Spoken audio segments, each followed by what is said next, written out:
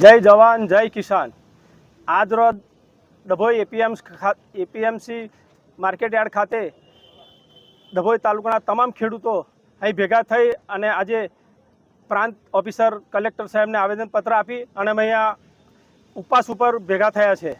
તો અમારી સરકારને એક જ માંગ છે કે અમારો જે જૂનો ઠરાવ થયો હતો અને અમારી જે નક્કી કરી હતી હેક્ટર 1850 એ જ અમારી માંગ છે અને એ જ અમારી સરકાર પૂરી કરે એ રીતે અમે આજે ઉપવાસ ઉપર બેઠા છે। અને બીજી વાત કે અત્યારે ખેડૂતને કેટલું પાકે છે એ કુદરતના આધારિત છે, બાકી સરકાર નક્કી નહીં કરતી કે ખેડૂતને આટલું જ પાકે છે અને અમે આટલી ખરીદી કરીશું।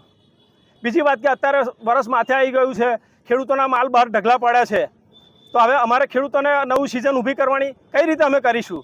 અમે લોનો ભરવાની હોય છે, સરકાર એવું કહે સમયસર લોન ભરાય તો તમારું વ્યાજ માફ થશે। આ સમયસર લોન નહીં ભરવાનું તમારું વ્યાજ કઈથી માફ થવાનું? તો ખેડૂત ડૂબવાનો છે એની અંદર।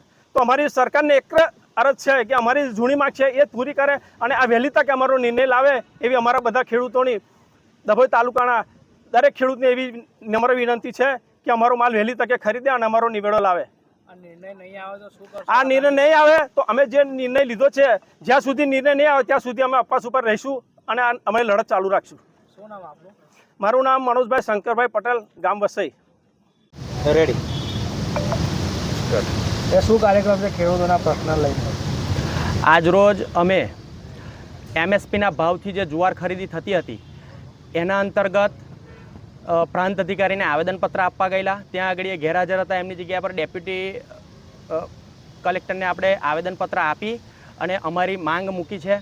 એમએસપીના ભાવથી જે જુવારની ખરીદી ચાલતી હતી એમાં સુધારો કરી અને એ લોકોએ 1000ની જગ્યા પર 1700 કિલો કરેલો છે।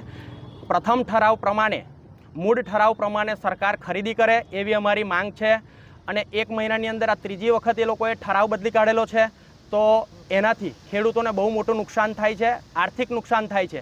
એની માટે અમે આજે ભેગા થઈ અને એપીએમસી ગ્રાઉન્ડ ખાતે ધરના પ્રદર્શન અને આમરણ અનશન પર બેસેલા છે। ડભોઈ તાલુકાના તમામ ખેડૂતો આજે અમારી સાથે જોડાયેલા છે અને જ્યાં સુધી અમારી માંગ સ્વીકારવામાં નહીં આવે ત્યાં સુધી આ આમરણ અનશન ચાલુ રહેશે। સરકારને શું મેસેજ આપવા માંગો? અમે સરકારને મેસેજ આપવા માંગીએ છીએ કે જૂના ઠરાવ પ્રમાણે જે 1 મહિનો તમે ખરીદી કરી હતી એ જ પ્રમાણેની ખરીદી ફરી ચાલુ કરો।